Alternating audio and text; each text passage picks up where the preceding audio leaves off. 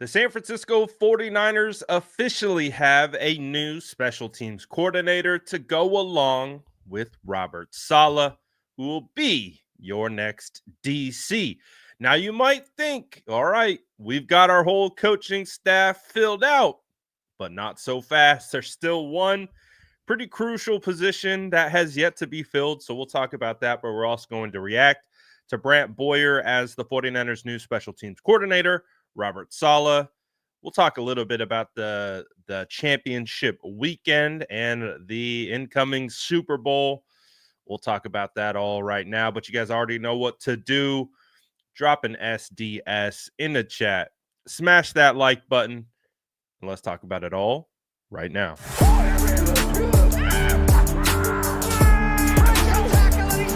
Smash that like button if you haven't already. Love to see it.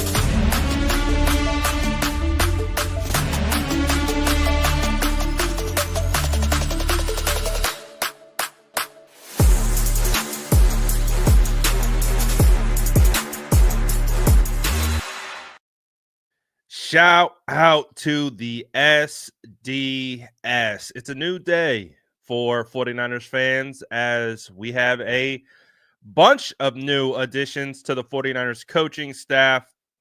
Obviously, a bunch of stuff happening right now as the San Francisco 49ers have officially named former New York Jets special teams coordinator Brant Boyer as their next special teams coordinator.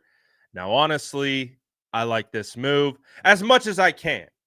I'm not going to sit here and tell you I am a special teams coordinator, coach / savant, but from everything that I have done in my research so far of Brant Boyer in regards to his resume, what he's been able to produce with the Jets, not only with the Jets, but through multiple regimes, through multiple general managers and head coaches.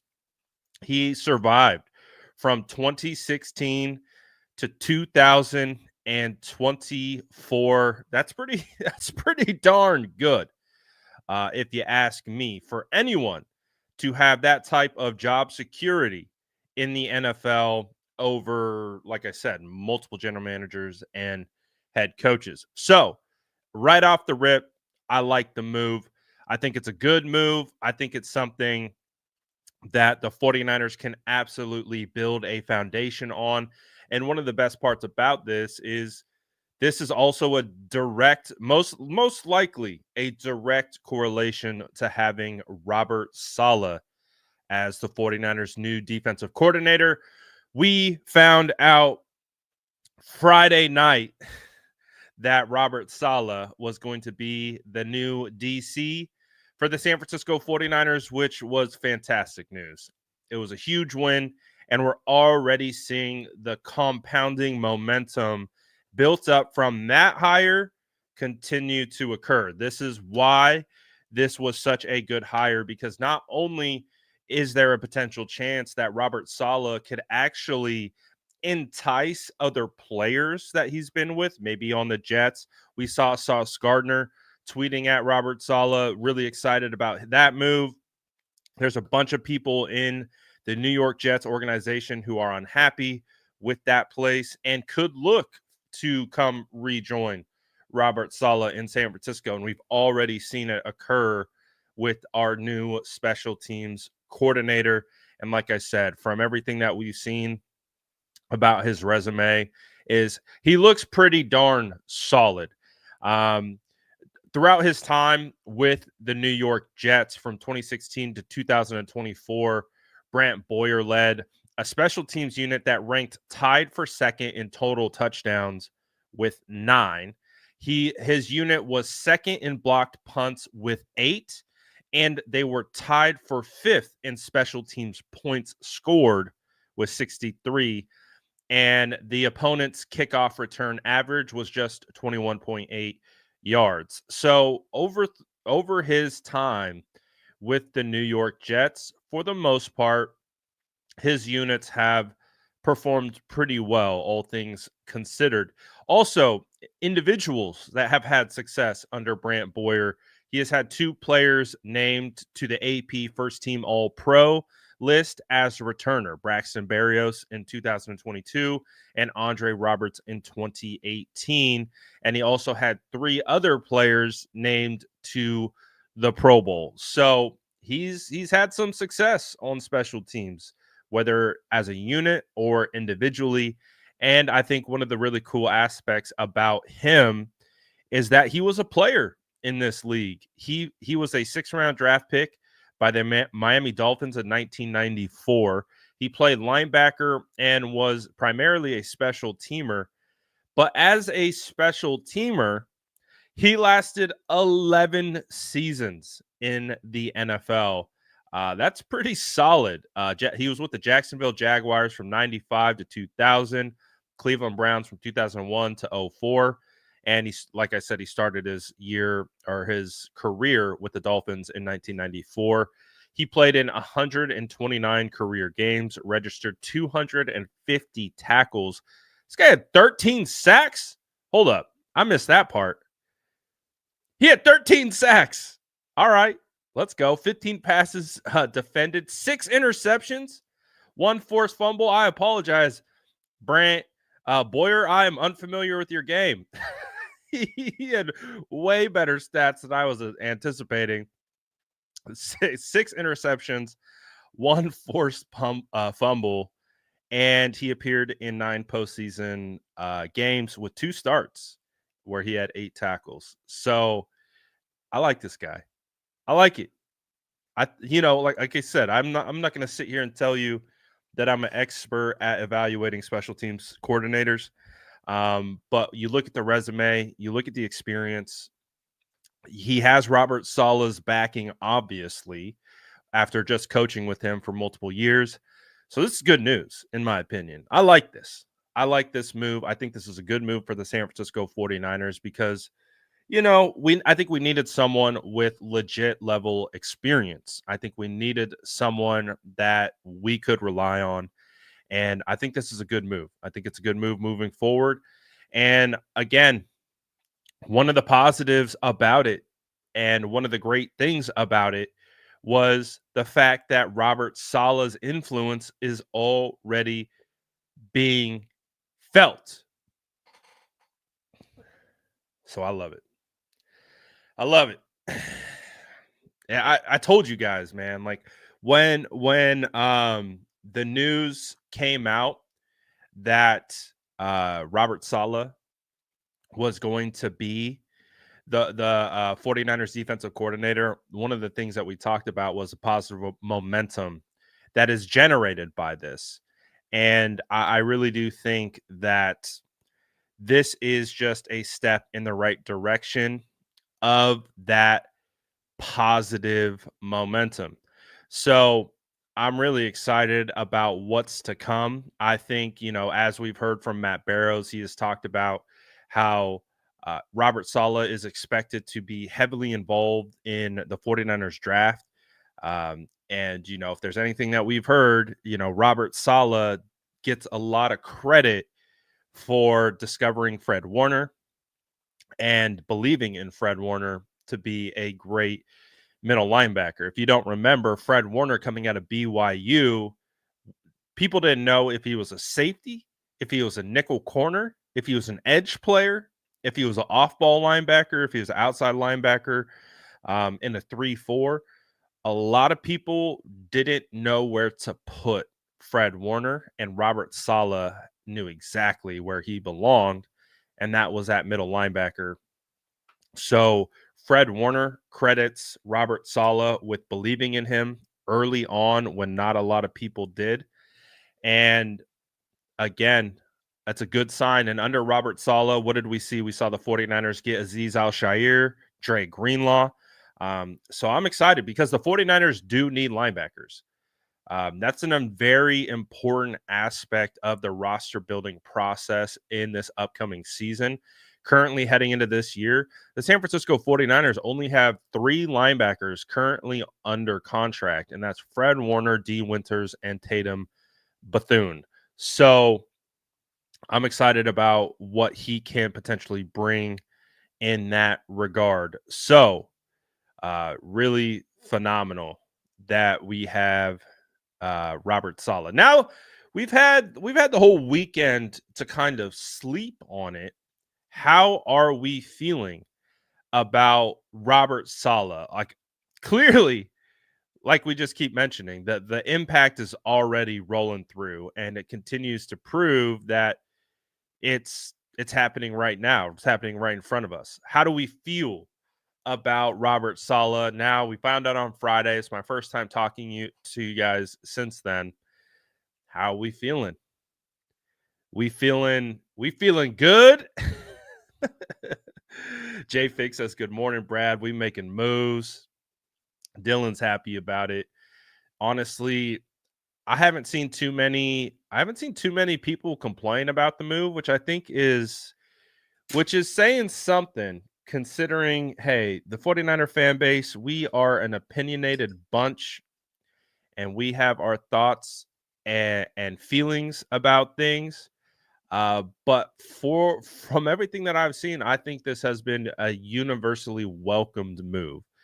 I think the fan base, pundits, media, all agree that this was a great move for the San Francisco 49ers.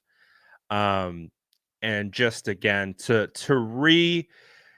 of felt like there for a second that the foundation of this team might be crumbling just a little bit based on how last year went. I think Robert Saleh helps solidify the kind of reconstruction of that foundation, kind of resetting of that foundation. And I know I've seen some people discuss how, well, I don't necessarily want Robert Saleh because what if he just leaves after next year, one and done with the 49ers at defensive coordinator? And my thoughts and comments back to that were essentially, if Robert Saleh gets hired as a one and done coach with the San Francisco 49ers to be a head coaching job somewhere else, that's a good problem for the San Francisco 49ers, because that means the 49ers defense was good. That means the 49ers were good. That means Robert Saleh helped rebuild that foundation and can hopefully kind of smooth it out.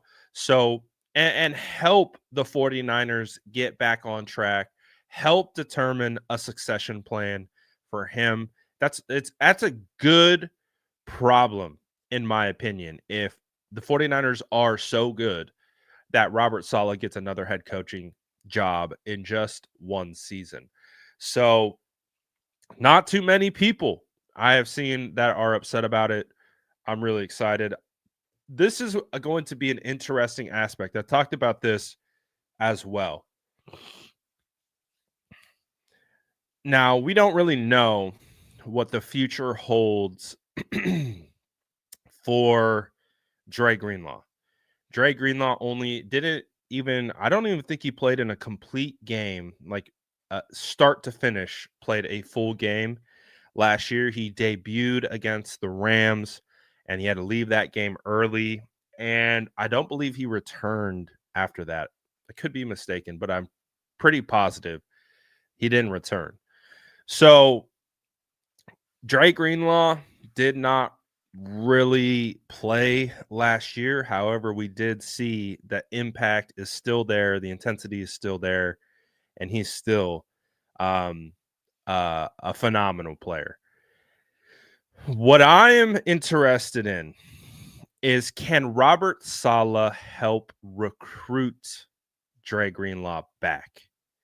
Even if on a kind of 1 year, hey, get back, come team up with me and Fred. I might only be here for 1 year too, but team up with us and we'll get you right. We'll get you healthy. We'll put you in a position to be successful. So after next year, you can launch into free agency and get the deal that you're looking for. DJ Jones did something very similar after his contract was up. Now, granted, it was after the COVID year, so there's a lot of situations happening there with that, but he signed on a modest 1-year deal, and then he parlayed that into a massive free agent contract with the Denver Broncos. So maybe you can convince Dre Greenlaw, hey man, come back one season, one last hoorah, and let's see what we can do. Let's see what we can accomplish, and then take that and then get paid off that resume. Now we know we know what Dre is. Like, I don't think anyone in the 49ers fan base would question Dre Greenlaw, would say like, oh, he's not deserving. We all know he's deserving, but we also understand that when injuries start to pop up and pile up, it becomes a cause of concern because the greatest ability in the NFL is availability. So we just have to make sure he's healthy. We have to make sure he can sustain his health. And from that point on, that's the only thing, because we all know Dre Greenlaw got that dog in him. So I'm excited to see. I'm really excited to see how I think Salah can actually really help a sputtering 49ers team right now. Just again, rebuilding the foundation and what that can look like in regards to free agent acquisitions, in regards to drafting players, obviously bringing in coaches like Brant Boyer. Like, who knows what other staff members he's going to bring over from the Jets. Maybe there is someone that we don't even know about as an assistant with the Jets that he's like, hey man, if I get a job next year, this is the guy you want to take over for me. Who knows? Maybe we don't even know who that guy is. And maybe he could potentially be on his way to be an assistant for the Niners. So we don't know. We like, there's still a lot of ongoing development in regards to the staff and all of those things. But I'm excited about this whole situation. I think it's good news for the San Francisco 49ers. I think it's really hard not to be optimistic about the future of the San Francisco 49ers right now. It just kind of feels like the 49ers have found themselves in a position where they have lost out on their number one target. And whether that's a defensive coordinator, whether that's a free agent acquisition, whether that's a draft pick, it just felt like consistently there for a while, the 49ers were getting the short end of the stick. So this situation of them being able to lock down their number one target as their defensive coordinator feels a bit freeing. It feels like, again, man, it's about stacking W's, right? And this is a huge W to stack at the beginning of the offseason, because we heard from Matt Mayoko that the 49ers second, third, fourth, fifth option for defensive coordinator, they all got hired elsewhere. So if the 49ers did not get Robert Saleh, it was going to look real ugly there for a second, because who would they fill in that place? All the guys that they had identified to come potentially be that person to fill that DC role if Saleh got a head coaching job, they all got hired elsewhere. So that would not have been a W to start the offseason. That would have been an L to start the offseason. So I'm excited about the momentum, because we've been lacking momentum here for a while. And it feels good to be on the right side of it for a while. So I am super happy about the future and where we are going. Mario says, morning, Brad. On this note, what is your D-line outlook as far as the draft? Man, I've been talking about this since day one of the offseason. I think one of my first draft related tweets were D-line. It was D-line related. Because again, I knew heading into this offseason, everyone wants the O-line. Everyone wants the offensive line upgraded. Listen, no one is disagreeing with you. Everyone wants the O-line to be upgraded. But I believe there is a way of going about upgrading the offensive line where you can still build out the rest of your team, not just throw draft picks at the offensive line. So while I agree, I do want to the 49ers are absolutely going to have to address offensive line in free agency or the draft. When it comes to defensive line, I feel like that is the prime position to take at pick 11. I saw Daniel Jeremiah's mock come out. I did a full film breakdown on it. He took, I think it was Armin Membo at 11. And while I like the player, I don't like the pick because there are better defensive linemen available, I think, in my opinion, at that spot where you can take a similar caliber interior offensive lineman in the second round or even the third round. So I don't know what's going to happen with Colton McKivitz. He could potentially be entering contract negotiations for an extension. We'll see. So that's going to be an interesting element of this offseason. But man, I'm big on this defensive line class. I'm big on this for sure. Sunchild says O-line is more important. While I do agree it is an important aspect of the roster building process, let's not forget that the 49ers, in my opinion, currently don't have a starting interior defensive tackle. And there's two interior defensive tackles. And so that's two holes that need to be plugged that play a massive role in the success of the entire defense. Javon Hargrave will likely be a post-June 1st cut. And as it stands right now, in my opinion, Malik Collins is a situational pass rusher. Jordan Elliott is a situational base down run stuffer. Evan Anderson is an ascending prospect heading into year 2. We'll see. I don't know if he is necessarily a 3-down defensive tackle. He could be, and Kaliah Davis still has a lot to show. But those are your defensive tackles. That's it. We have 4. We have 4 defensive tackles. And defensive tackle was one of the biggest glaring holes on defense last year in regards to the run game. The 49ers need a stud 3-tech. They need a guy who can play all 3 downs, can win against the run, can be dominant in the pass rush. They need a lockdown 3-tech in this class. So although I do agree offensive line is important, I think right now interior defensive line is the most important position to fill. And if you're going to do it in the draft. Really. Like you can get some I definitely think you could get some cost-effective depth at interior defensive tackle in free agency, but man, you got to go deep. You got to go defensive tackle or edge, in my opinion, at 11. You just have to. I don't think the offensive line warrants a pick at 11 because I don't think Will Campbell will be there. As you can see, Kelvin Banks Jr. is already sliding down the ranks. Kelvin Banks strikes me as a prospect who won't help himself throughout the draft process because he's not particularly quick or fast. And he projects to be a guard.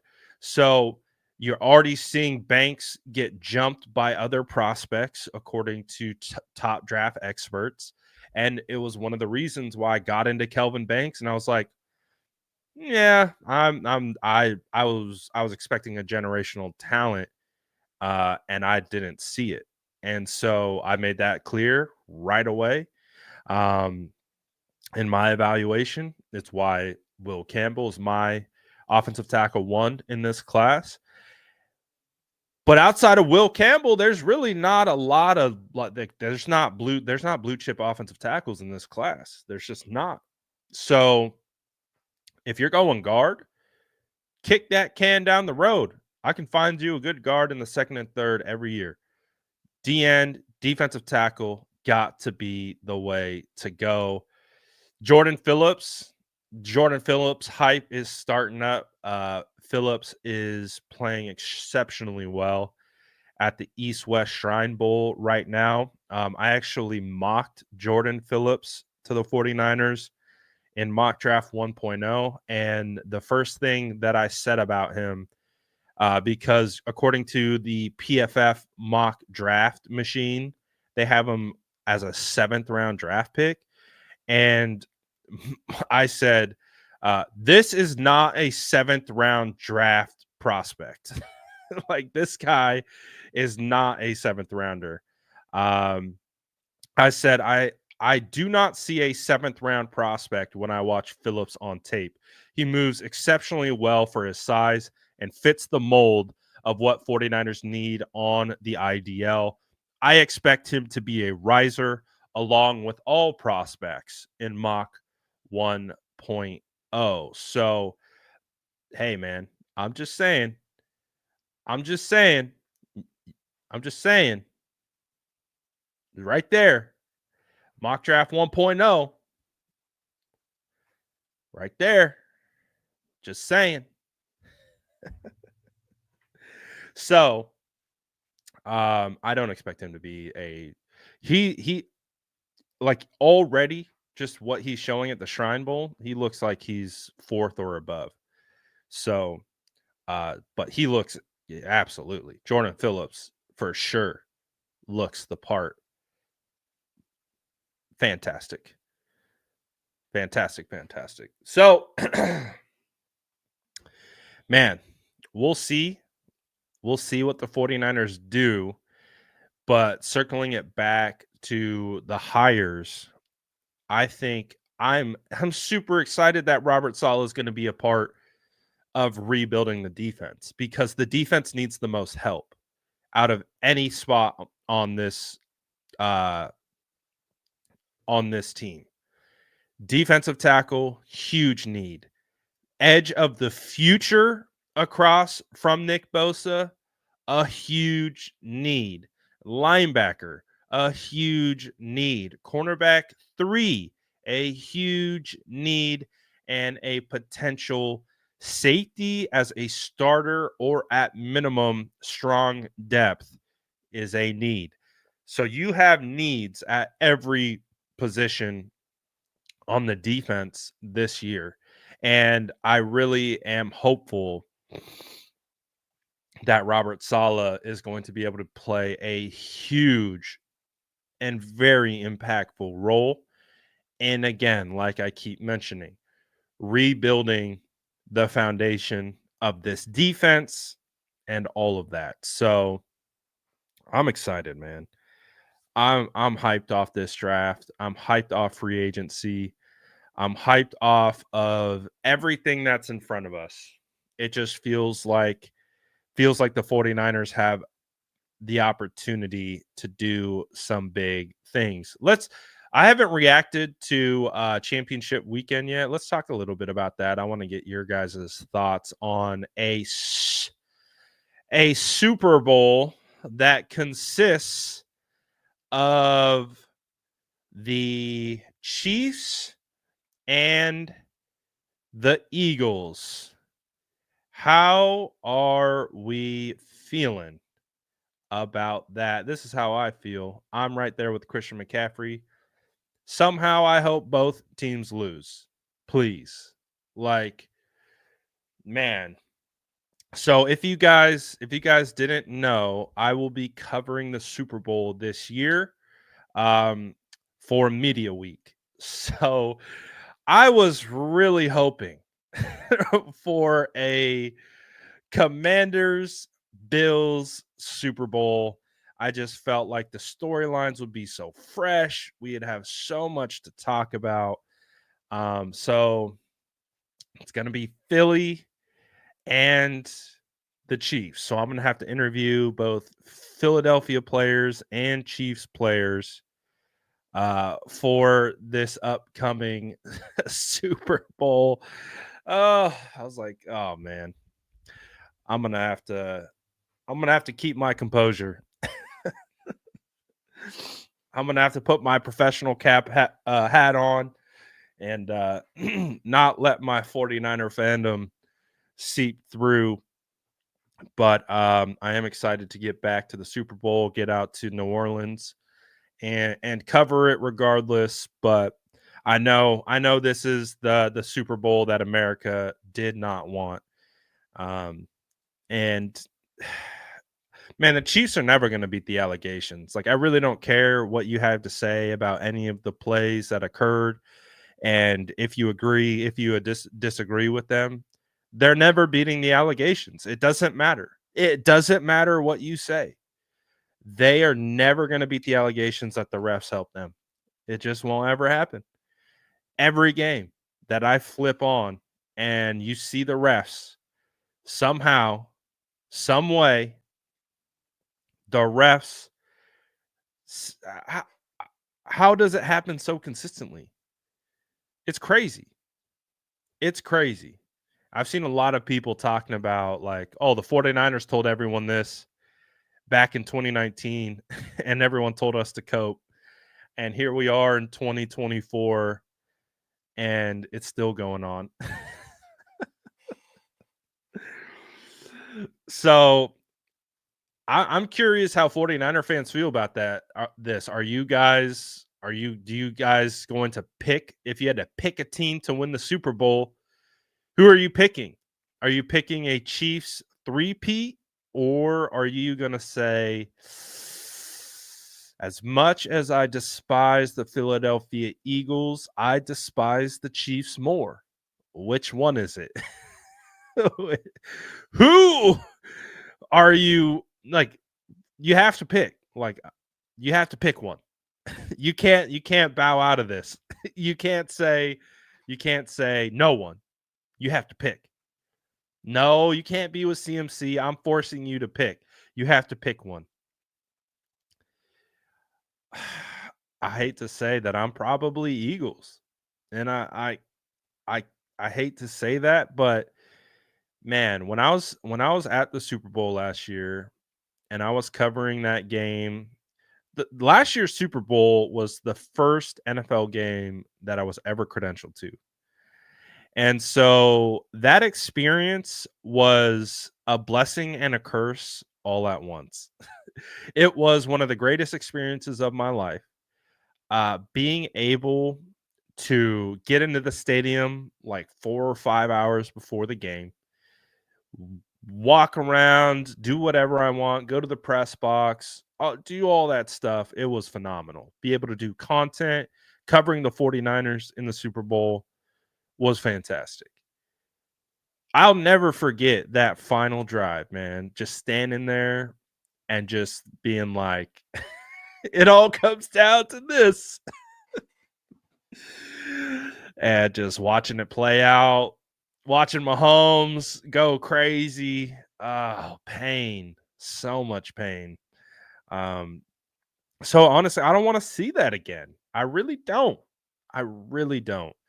And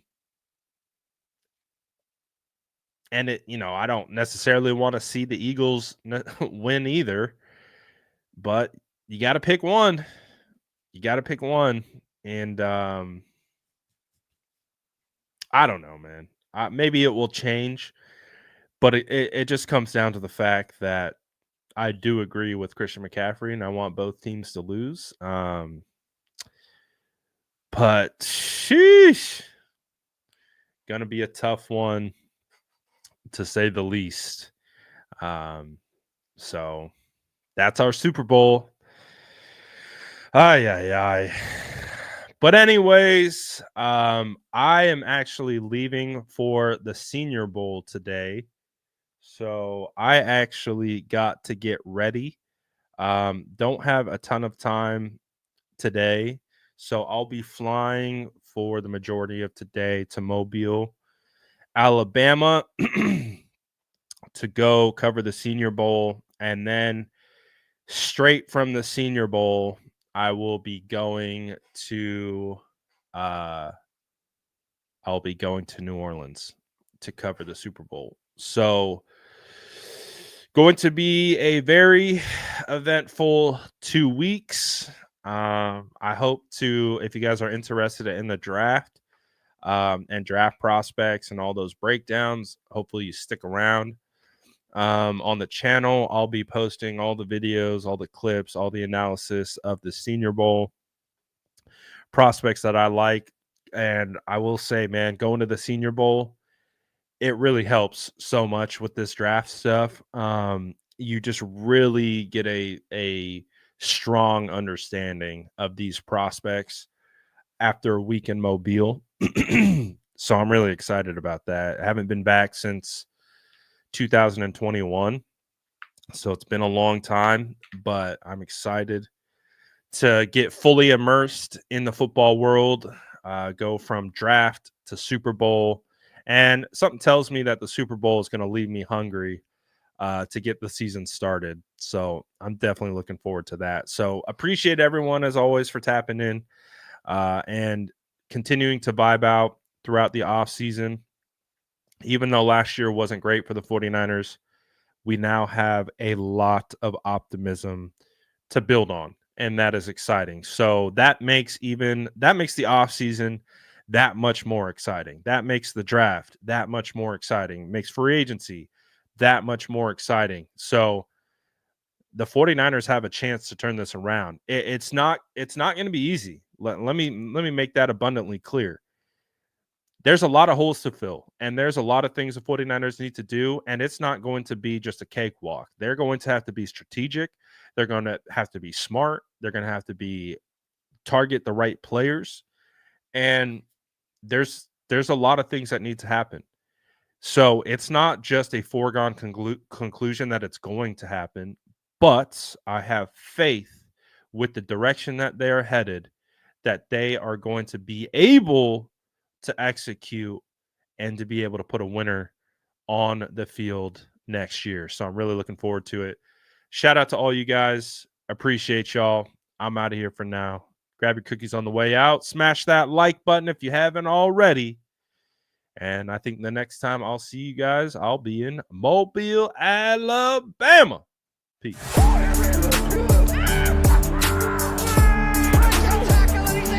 Smash that like button if you haven't already. Love to